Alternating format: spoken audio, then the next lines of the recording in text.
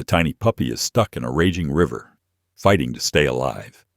But what happens next is incredible, because the one who hears his cries is a massive, scarred fighting dog, chained up and forgotten in the woods.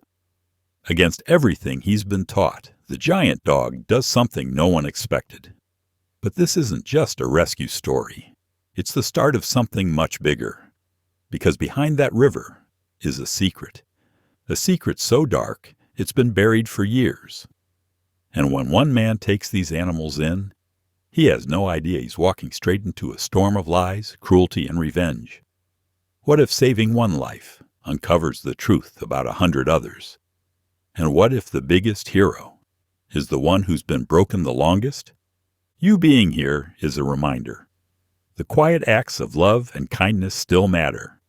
If you hold space for compassion, you're already part of this community. The storm raged through the Appalachian Hills, turning the peaceful countryside into a wild and dangerous place. Rain pounded against the earth like thousands of tiny drums, while lightning split the dark sky.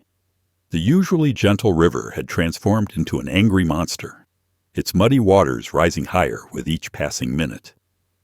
In the back of a bouncing pickup truck, a small golden retriever puppy named Tanner huddled against the cold metal. His fur was soaked through, making him look even tinier than he was. The truck hit a deep pothole, and Tanner's wet paws couldn't keep their grip. With a frightened yelp, he tumbled over the side and rolled down the steep embankment. Splash! The icy water shocked his little body as he plunged into the swollen river. Tanner paddled desperately, his head barely staying above the rushing current. His eyes were wide with terror as he searched for something, anything, to hold on to. Through sheer luck, his paw caught a jagged rock jutting out from the water. Clinging to the slippery stone, Tanner let out a series of high-pitched cries for help. His tiny voice carried through the valley, bouncing off the hillsides and echoing through the trees. The puppy's whole body trembled, partly from the cold, but mostly from fear. The raging water pulled at him, threatening to tear him away from his precarious safety at any moment. Miles away, in a run-down cabin tucked deep in the woods, those desperate cries reached the ears of another dog. Brutus lay in the mud beside the cabin, his massive body restrained by heavy chains. A tight muzzle wrapped around his broad face, making it hard to even pant in the humid air. Rain dripped down his scarred coat, highlighting the marks of countless fights and burns, painful reminders of his cruel owner's training methods.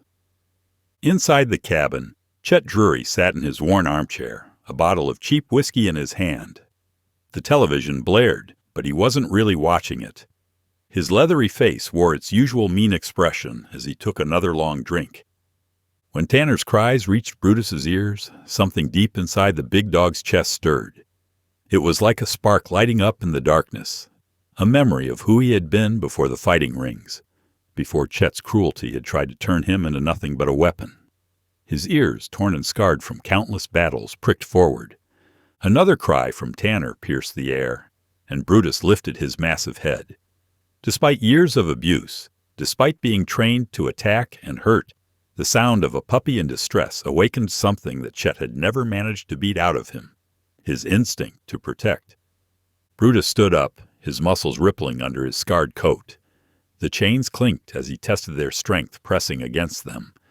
His brown eyes, which usually held a guarded, almost defeated look, now showed a spark of determination.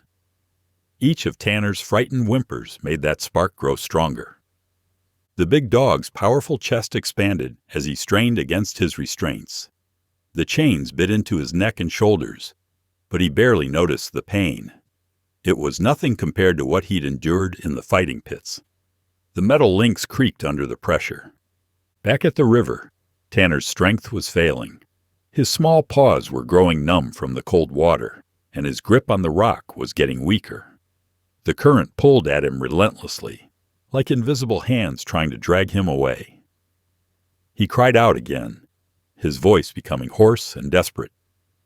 That final cry reached Brutus with such clarity that it seemed to pierce straight through to his heart. In that moment, all the years of abuse and conditioning fell away. He was no longer the broken fighting dog that Chet had created.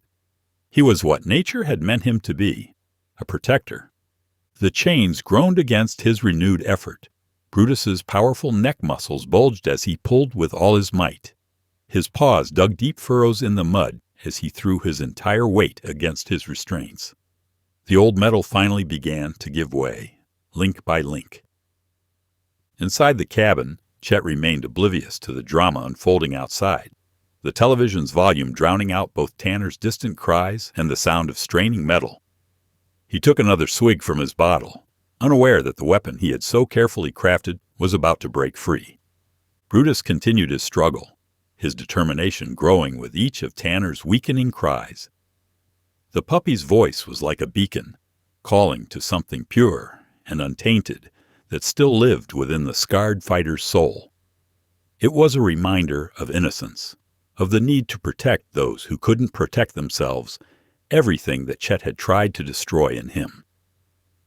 The rain continued to pour, soaking into Brutus's fur and turning the ground beneath his paws into slick mud. But still he pulled, driven by an instinct stronger than fear, stronger than pain, stronger than all the cruel lessons Chet had taught him. In his mind, there was only one truth now. Somewhere, a puppy needed help, and he was the only one who could answer that call. With one final surge of desperate strength, Brutus lunged forward. The rusted chain, weakened by years of rain and strain, suddenly snapped with a sharp crack. The broken links fell away, clattering against the muddy ground.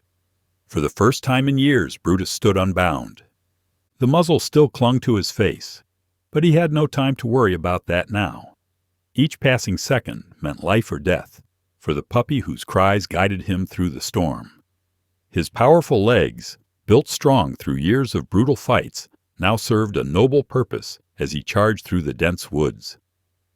Rain pelted his scarred back as he crashed through undergrowth, ducking beneath low-hanging branches and leaping over fallen logs. His paws thundered against the wet earth, sending mud flying with each powerful stride. The puppy's cries grew louder, spurring him on despite the burning in his muscles. When Brutus burst through the tree line onto the riverbank, his heart nearly stopped. The golden retriever puppy was barely hanging on, his tiny paws slipping on the slick rock surface. The river roared around him, brown water churning with dangerous force. Without hesitation, Brutus plunged into the icy current. The cold shocked his system, but he forced his legs to keep moving. The water pulled at his heavy frame, trying to drag him under. His torn ears lay flat against his head as he fought against the current, powerful strokes carrying him closer to the stranded pup.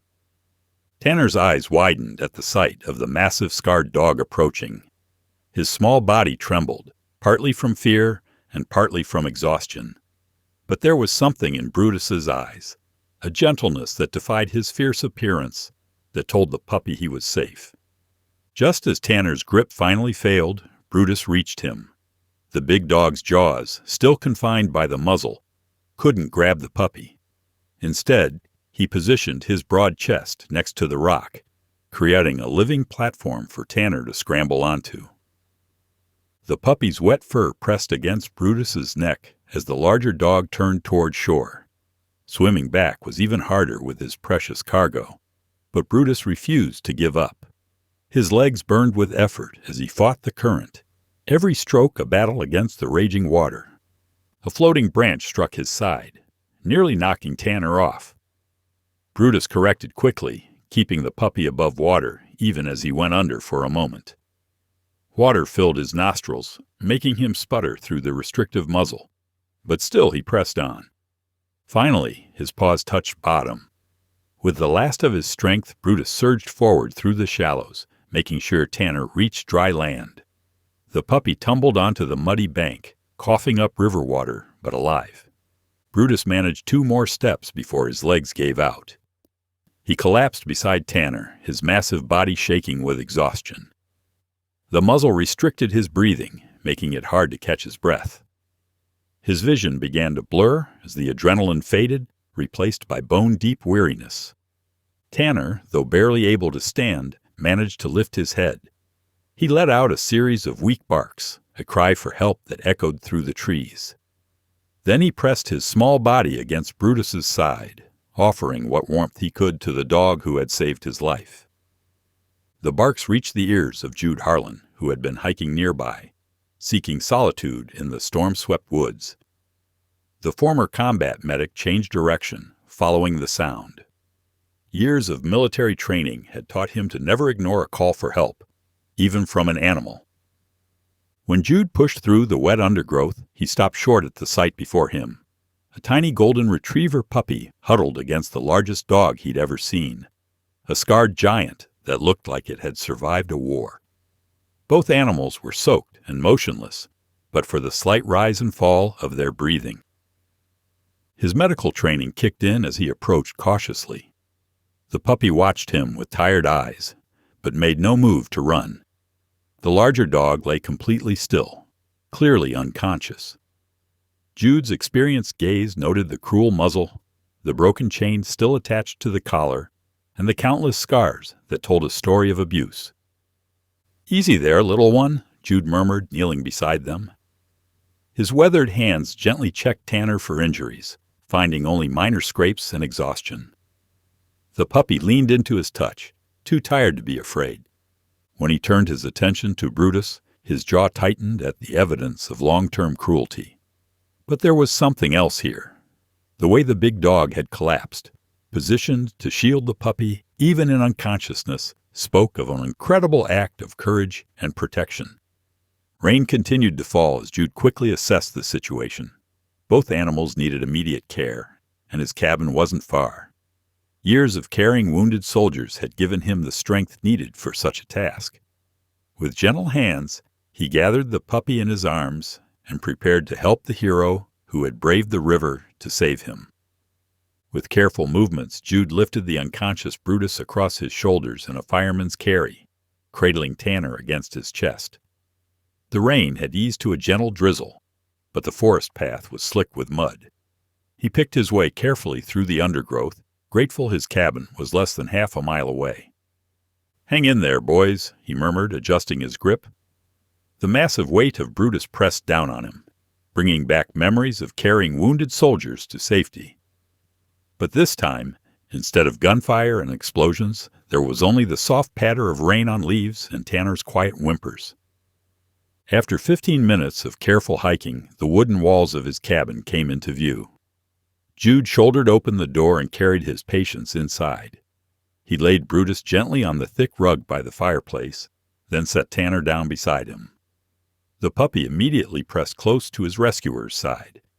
Working quickly, Jude built up the fire and gathered his medical supplies. His hands moved with practiced efficiency as he examined Tanner first. The golden retriever puppy was severely dehydrated and underweight, his ribs visible beneath his wet fur. Dark bruises marked his small body, telling a story of rough handling. "Let's get some water in you, little guy," Jude said softly, filling a shallow bowl. He supported Tanner's head as the puppy lapped weakly at the water. As he worked, memories of helping his daughter care for injured animals flooded back. Sarah had always brought home strays needing help. The familiar ache in his chest intensified, but he pushed through it.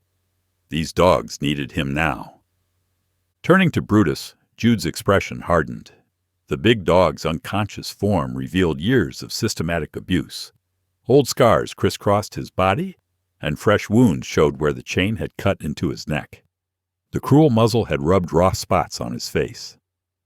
With gentle hands, Jude removed both restraints, revealing more evidence of long-term mistreatment.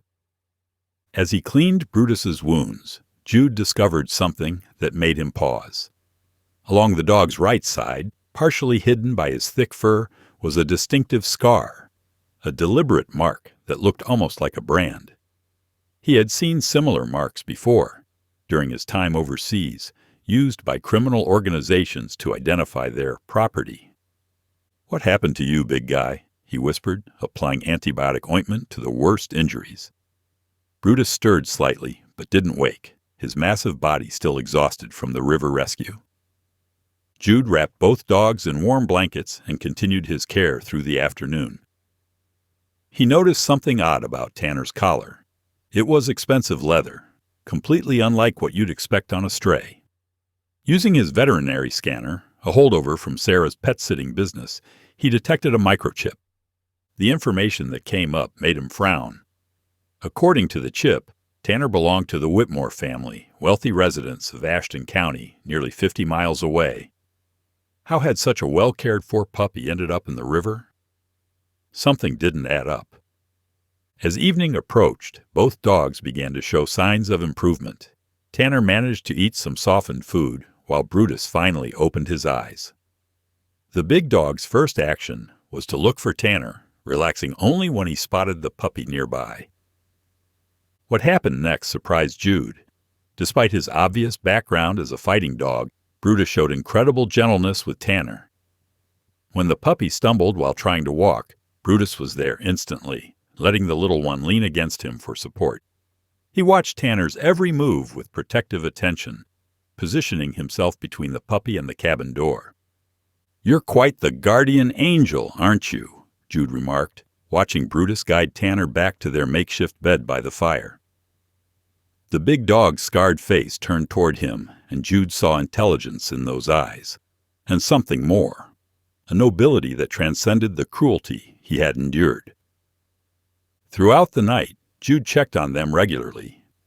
Each time, he found Brutus awake and alert, his body curved protectively around the sleeping Tanner. The puppy had snuggled deep into Brutus's fur, completely trusting his massive companion. Watching them, Jude felt something shift inside his heart. For 3 years since Sarah's death, he had kept the world at arm's length, retreating to this isolated cabin to nurse his grief. But these two unlikely survivors had awakened something he thought long dead, the need to protect, to care, to connect. As dawn approached, Jude sat in his old armchair, sipping coffee and observing the growing bond between the dogs. Brutus had taken on the role of guardian with complete dedication, while Tanner clearly adored his big protector. Yet questions nagged at him. What was the story behind Brutus's scars and that strange brand? How had Tanner ended up so far from home? And why did he have a feeling these mysteries were somehow connected? The morning calm shattered with the sound of tires crunching on gravel. Jude looked up from checking Tanner's bandages to see a mud-splattered pickup truck pull up outside his cabin. His stomach tightened as 2 men stepped out, one wearing a sheriff's uniform, the other in stained work clothes that hung loosely on his thick frame. Brutus, who had been dozing near the fireplace, instantly came alert. His massive body tensed, and a low growl rumbled in his chest. What caught Jude's attention wasn't the aggression in that sound, but the fear underneath it. "Stay here," Jude told the dogs, moving to meet the visitors on the porch. The man in work clothes stepped forward, his leather-tough face twisted in what might have been meant as a smile. "Name's Chet Drury," he said, not offering his hand. "I believe you've got my property." The sheriff, a heavy-set man with thinning hair, nodded in confirmation. "Mr. Drury here has all the proper documentation for the Mastiff mix. We're just here to facilitate the return of his dog." Jude studied the papers Chet thrust toward him. They looked official enough. Vaccination records, registration documents, even photos. But something felt off about them. The dates didn't quite align, and the vet's signature seemed rushed, almost mechanical. "Your dog was badly abused," Jude said carefully, watching Chet's reaction. "Chain marks around his neck, scars everywhere, signs of systematic mistreatment." Chet's face darkened. "Had him since he was a pup. Some dogs just get into fights. Nothing unusual about that. You can ask anyone around here. I take good care of my animals." The sheriff shifted uncomfortably, but nodded. "Mr. Drury's known in these parts. Never had any complaints about animal cruelty?" Inside the cabin, Brutus had positioned himself in front of Tanner, who was whimpering softly. The big dog's eyes never left the door, his scarred body rigid with tension. And what about this? Jude pulled back his jacket to reveal his combat medic insignia. "I served 15 years, seen plenty of fighting dogs. The marks on him, that brand on his side, those aren't from random scraps." Now listen here. Chet stepped closer, his voice dropping to a growl. You might be new around here, but that don't give you the right to make accusations. I've got my papers. I've got the law with me. That dog is mine. The sheriff placed a warning hand on Jude's shoulder. Don't make this difficult, Mr. Harlan. We can do this nice and easy, or we can do it officially. Your choice. Jude felt trapped. His instincts screamed that something was wrong, but he had no proof, no legal ground to stand on. He looked back through the cabin window, seeing Brutus's protective stance over Tanner, and his heart ached. Give me 24 hours, he said finally. The dog's still recovering from nearly drowning. Let me make sure he's stable enough to move. Chet started to object, but the sheriff cut him off. 24 hours, then we come back. And Harlan, don't try anything stupid. This is a quiet county. We like to keep it that way. After they left, Jude sat heavily in his chair, mind racing. The threat in the sheriff's words had been clear. Stay out of it. But the former medic in him, the part that had sworn to help those who couldn't help themselves, wouldn't let it go. That afternoon, Jude drove into town, asking careful questions at the local diner, the feed store, the bar. Most people clammed up at the mention of Chet Drury, but a few let slip small details. Rumors of late-night gatherings at remote farms, stories of strange vehicles with out-of-state plates, missing pet reports that never seemed to go anywhere. Back at the cabin, Jude watched Brutus closely. The big dog's reactions told their own story. He flinched at the sound of chains clinking. A slammed door made him cower. But with Tanner, he showed nothing but gentle patience, helping the puppy build strength through short walks, sharing his food, standing guard while the little one slept. Tanner's recovery seemed almost miraculous. The golden puppy's spirit remained unbroken despite his ordeal, his tail wagging whenever Brutus was near. He had become more than just a rescued animal. He represented innocence worth protecting, a reminder of what could be lost if Jude made the wrong choice. As evening approached, Jude spread his military maps across the kitchen table, marking the locations where people had mentioned unusual activity. A pattern emerged, a rough circle of remote properties, all connected by back roads, all somehow linked to Chet Drury. The brand on Brutus's side kept drawing his attention. He'd seen similar marks in Afghanistan, where fighting rings used them to track their investments. The thought of such operations here, hidden in these peaceful hills, made his blood boil. Brutus approached the table, his massive head level with Jude's shoulder. Their eyes met, and Jude saw the same thing he'd noticed that first day, an intelligence and dignity that no amount of cruelty had managed to destroy. I won't let him take you back, Jude promised quietly. Whatever it takes, we'll find a way to prove what he's doing. Jude paced his cabin's worn floorboards, the evidence box from the wood sitting heavy on his kitchen table. His fingers traced over a business card he'd gotten from the feed store owner. Laurel Cade, animal rights attorney. The older woman at the store had slipped it to him quietly, whispering that Laurel had tried to build cases against local dogfighting rings before. He picked up his phone and dialed. After 3 rings, a crisp voice answered. Laurel Cade speaking. Miss Cade, my name is Jude Harlan. I need your help with a potential dogfighting case in Carter County. A tired sigh came through the line. Mr. Harlan, I don't take those cases anymore. The last 3 times I tried, witnesses disappeared, evidence vanished, and local law enforcement suddenly developed selective amnesia. This is different, Jude insisted. I have physical evidence, and a rescued fighting dog who can lead us to more. They all say that. Her voice was flat. Let me guess. You've got some rumors, maybe a few suspicious marks on a dog? I have bloody equipment, betting slips, and GPS tracking data linking a stolen puppy to a known criminal operation. Jude kept his voice steady, military training showing through. And I have a sheriff who's clearly in someone's pocket. There was a long pause. Where are you located? Off Route 7, near Miller's Creek. I can text you the address. Give me 2 hours. But Mr. Harlan, if this is another wild goose chase, I'm billing you for my time."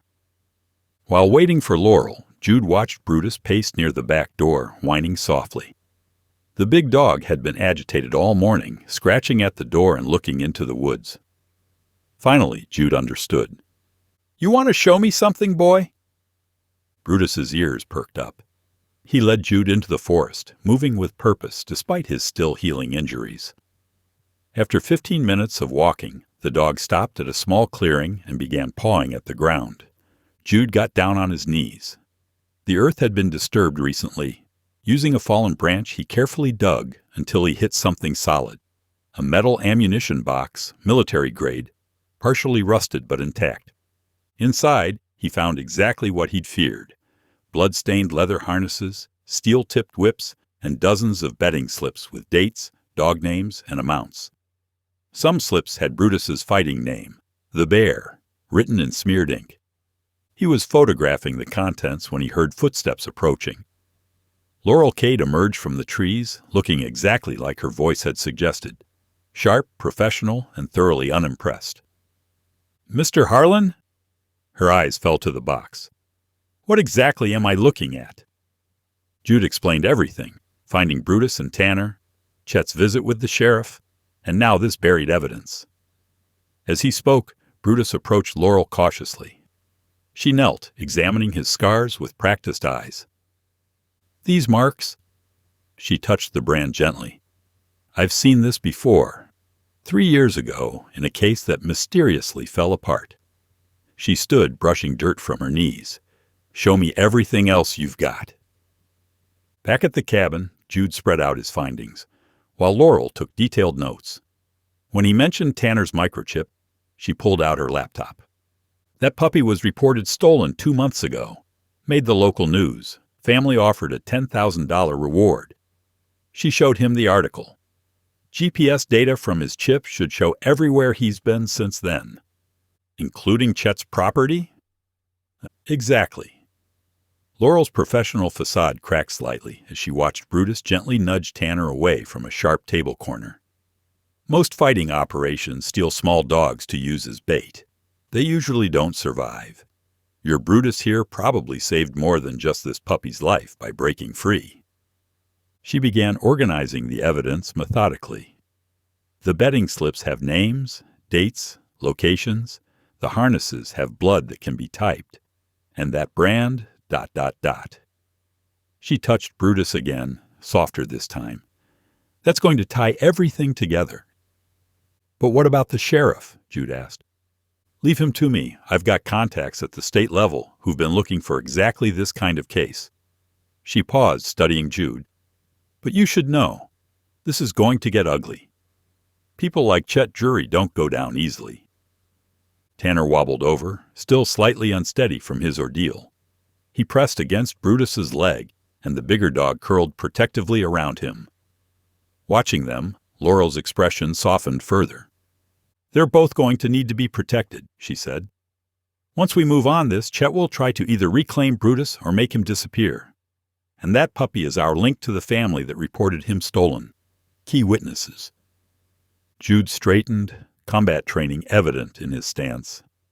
"They're not going anywhere. Not while I'm here." Laurel nodded, gathering her materials.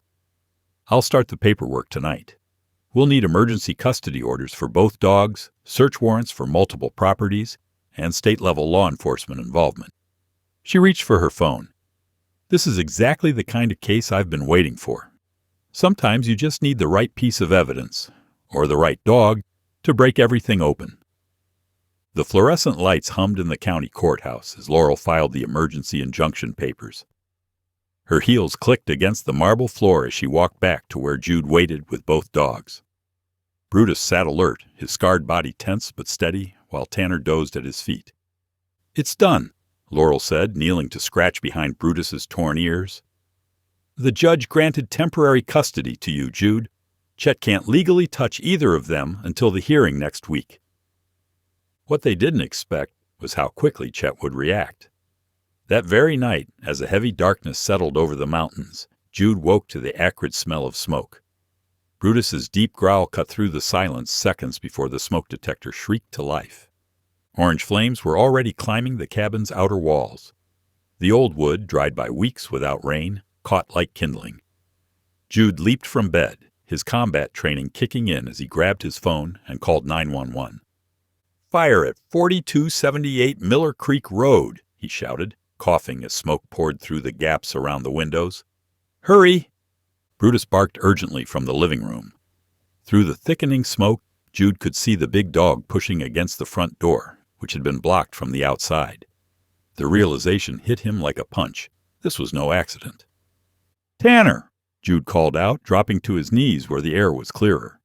"Where's Tanner?" Brutus's head snapped toward the spare bedroom where the puppy had been sleeping in his crate. The hallway was already filled with flames, the heat intense enough to force Jude back. "No!" He tried to move forward, but a burning beam crashed down, blocking the path. Brutus didn't hesitate.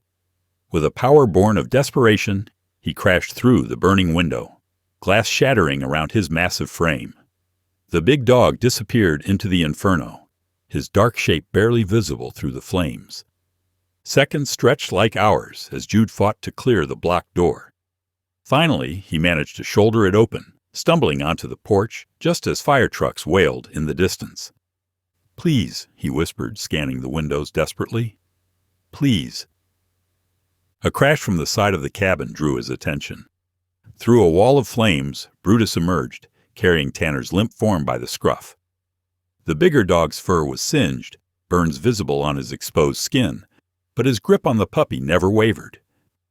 Jude ran to them, taking Tanner gently from Brutus's mouth. The puppy coughed, then whimpered, alive, though covered in soot. Brutus swayed on his feet, clearly in pain, but his eyes never left Tanner. Emergency vehicles flooded the property, fire trucks, police cars, and an animal rescue unit Laurel had called after Jude's frantic text. As firefighters battled the blaze, paramedics treated both dogs for smoke inhalation and burns. "Your big friend here is a hero," the vet tech said, carefully cleaning Brutus's wounds. "These burns will take time to heal, but he'll make it. The puppy, too, thanks to him."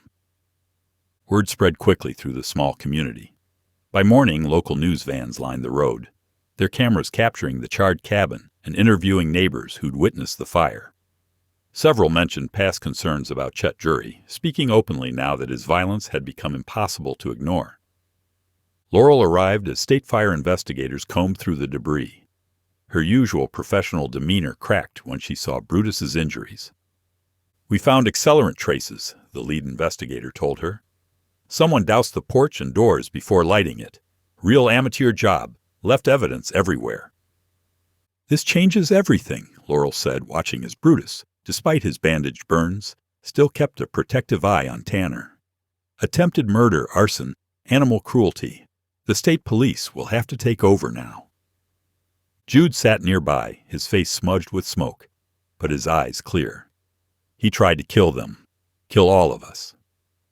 "And gave us exactly what we needed," Laurel replied. "Look." She pointed to where neighbors had gathered, speaking animatedly with investigators. The wall of silence that had protected Chet for so long was crumbling. People were finally talking about the strange sounds they'd heard from his property, the missing pets, the suspicious late-night gatherings. A state police cruiser pulled up, and two serious-looking detectives stepped out. They spoke briefly with the fire investigators before heading toward Laurel. "Ms. Cade," one said, "we've been monitoring your case against Mr. Jury. In light of last night's events, we're taking over the investigation. We'll need everything you've got." Brutus lifted his head at the new voices, then winced as the movement pulled at his burns. Tanner immediately snuggled closer, offering comfort just as Brutus had done for him in the river. Their bond, forged in crisis and strengthened through sacrifice, touched everyone who witnessed it. The community's response was immediate and overwhelming. The local veterinary clinic offered free care for both dogs. Neighbors brought food and supplies. A nearby kennel owner provided temporary housing until Jude could find a new place. The story of the fighting dog who'd become a hero resonated deeply, breaking through years of fearful silence.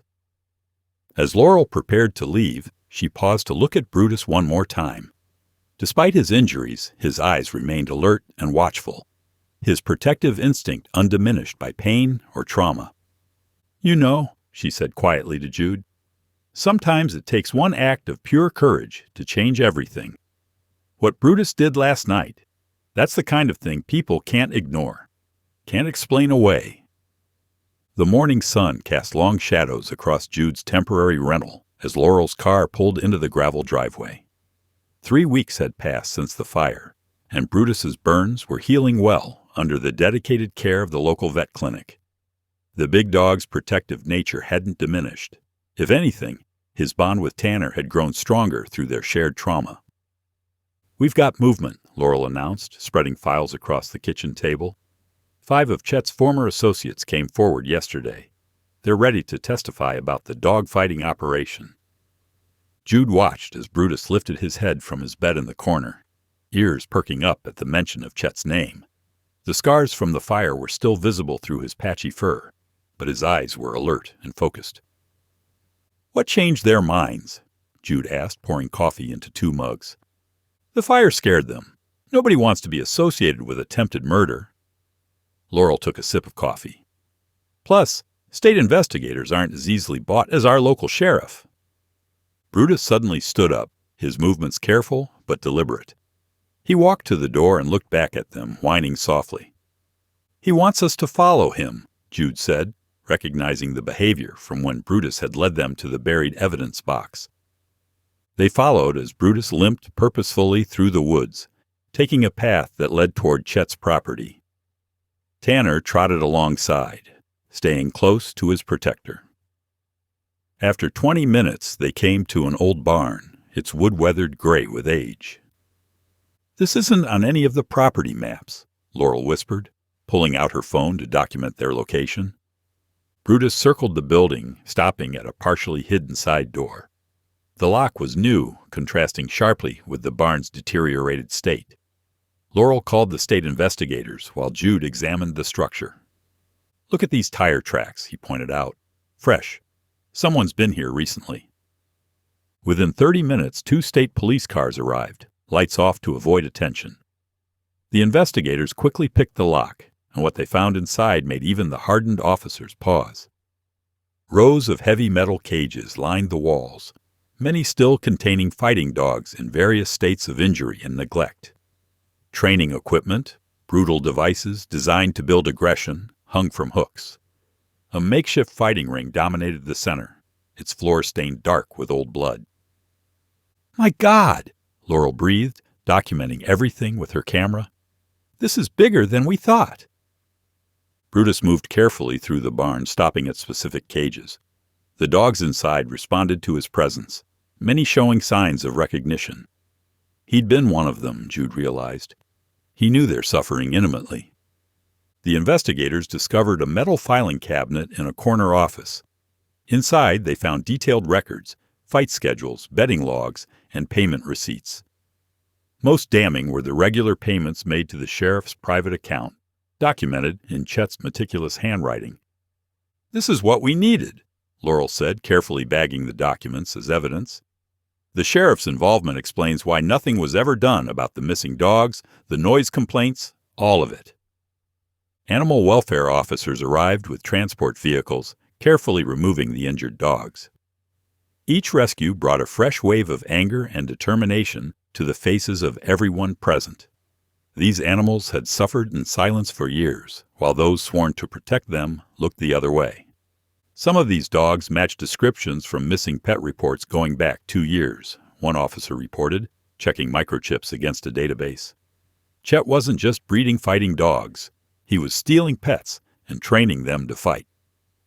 Brutus watched the rescue operation intently, his body tense but controlled.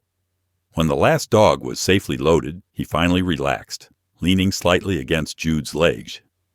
Tanner, who had stayed quietly by Brutus's side throughout, gave his friend's muzzle a gentle lick. "You did good, boy," Jude said softly, carefully patting Brutus's unmarred shoulder. "Really good." State police units were already moving toward Chet's house and the sheriff's office. The evidence was overwhelming: documents, witnesses, and now the physical proof of the fighting operation itself. The wall of protection that had sheltered their crimes for so long was finally crumbling. "This will take months to fully process," Laurel said, watching the last transport vehicle pull away. "But it's over. They can't hide from this." The discovery made headlines across the state. Local news crews captured footage of Chet being led from his house in handcuffs, followed hours later by the sheriff's arrest. Former participants in the fighting ring, seeing the writing on the wall, came forward with additional evidence, hoping to make deals with prosecutors. But the most powerful images were of the rescued dogs, especially when paired with Brutus's story.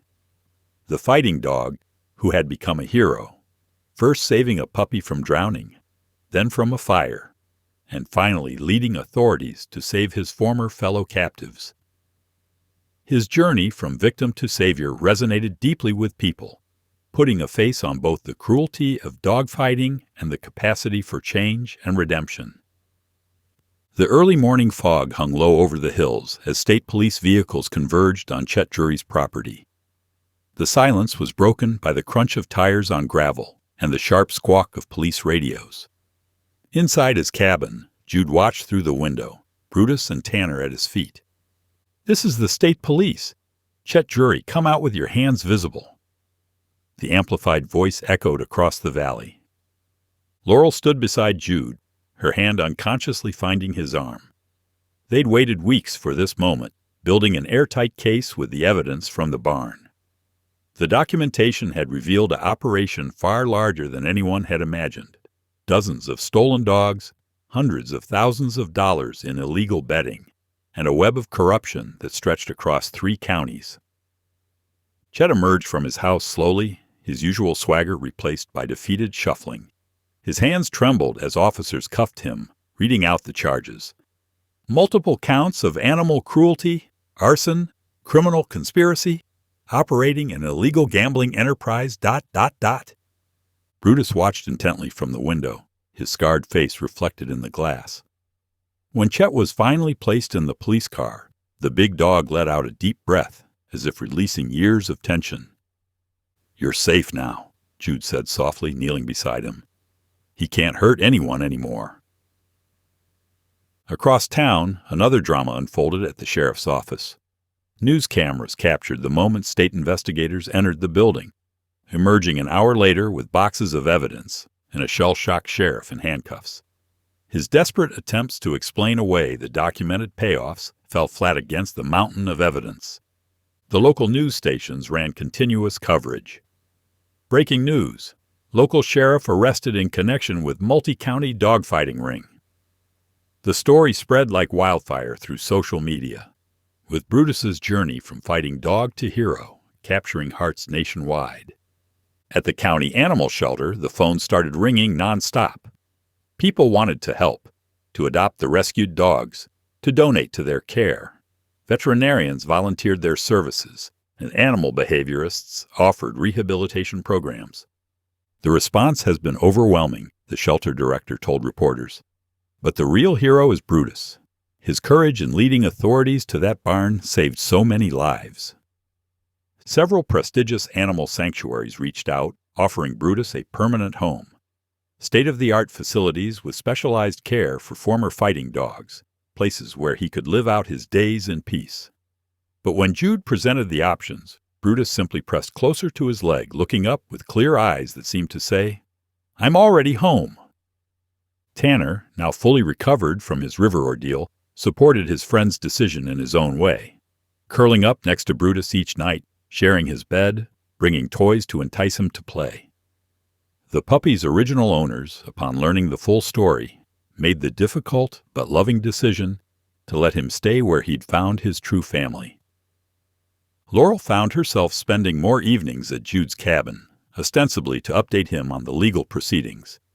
But the conversations increasingly drifted to other topics: their pasts, their hopes, their shared love of the quiet hills. She noticed how his eyes crinkled when he smiled, something he did more often now. He noticed how she absently tucked her hair behind her ear when deep in thought. One evening, as they sat on the porch watching the sunset, Brutus and Tanner playing in the yard, Laurel broke a comfortable silence. "You know, when you first called me about this case, I almost didn't come." "What changed your mind?" Jude asked, turning to look at her. She smiled, watching Brutus gently let Tanner win their game of tug-of-war. "I saw something in your voice when you talked about them. The same thing I heard in Brutus's story. This capacity for healing, for finding purpose in protecting others." Their hands found each other's, fingers intertwining naturally. The moment held no drama, no grand declarations, just a quiet acknowledgement of something that had been growing steadily, like the wildflowers that dotted the hillside. The legal proceedings moved forward with surprising speed. Chet's detailed records made prosecution straightforward, and former associates rushed to make deals. The corruption investigation expanded, leading to several more arrests in neighboring counties. But the most profound changes were the smaller ones. The way Brutus now slept peacefully through the night, no longer startling at sudden noises. How Jude's laugh came more easily, especially when Laurel was around. The sight of Tanner teaching his big friend how to play, one toy at a time. The cabin, once a refuge for a grieving man, had become something else, a home where broken spirits found healing, where past wounds gave way to future possibilities. And at its heart was Brutus, the scarred warrior who had shown that the capacity for love and courage could survive the darkest circumstances. As summer faded into autumn, the story of the fighting dog who became a hero continued to inspire. But for those who knew him best, Brutus's greatest victory wasn't in the dramatic rescues or the exposed crimes. It was in the simple joy he found in each new day, in the love he gave so freely, and in the family he had chosen for himself. The autumn leaves painted the hills in warm colors as life settled into a gentle rhythm at Jude's cabin. 3 months had passed since the arrests, and the legal storm had finally calmed. On a crisp October morning, a sleek silver SUV wound its way up the gravel drive, carrying Tanner's original owners, the Prestons. Mrs. Preston, elegant in her cashmere sweater, knelt to greet Tanner. The golden puppy, now nearly grown, wagged his tail politely, but stayed close to Brutus's side. The big dog watched carefully, protective as always, but no longer fearful of strangers. "He looks happy," Mr. Preston observed, his voice carrying a mix of relief and resignation. He pulled out a checkbook. "We want to compensate you for everything you've done, Mr. Harlan." Jude shook his head. "That's not necessary. Tanner's been a blessing, not a burden." Mrs. Preston's eyes softened as she watched Tanner lean against Brutus, the two dogs completely in sync. "We've discussed this at length," she said. "Our lifestyle, we travel constantly. Tanner clearly has found his true home here. We'd like to formally transfer his ownership to you." The paperwork was simple, just a few signatures. The Prestons didn't linger, understanding that some goodbyes are better kept brief.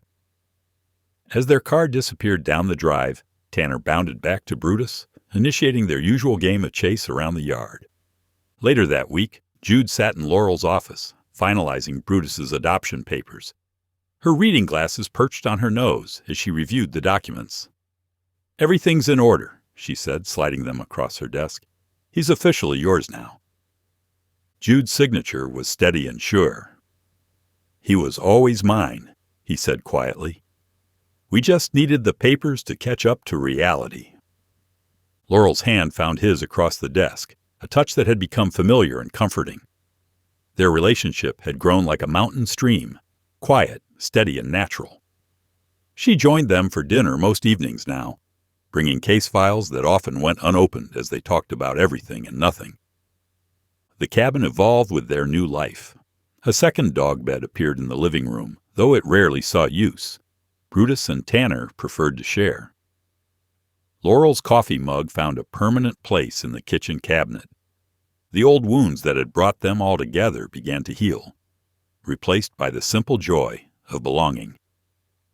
Each evening, as the mountain mist rolled in, Jude would sit on his porch with a cup of coffee, watching his unlikely family. Brutus and Tanner would play in the yard, their barks echoing through the hills, not in fear or pain, but in pure happiness. They had all found something they needed in each other, a second chance, a new purpose, a place to call home. The story concludes on a bright spring morning. The sun streamed through the trees, casting dappled patterns of light on the ground. Jude stood on the porch of his cabin, a warm breeze rustling the leaves around him. He filled his lungs with the sweet scent of blooming flowers that filled the air. It was hard to believe how far they had come since that stormy day when Tanner had fallen into the river. Brutus, now named Bear, was a picture of strength and healing. His once burned fur now showing the resilience of scars rather than signs of pain. Jude had watched as the massive dog transformed from a broken soul into a protector.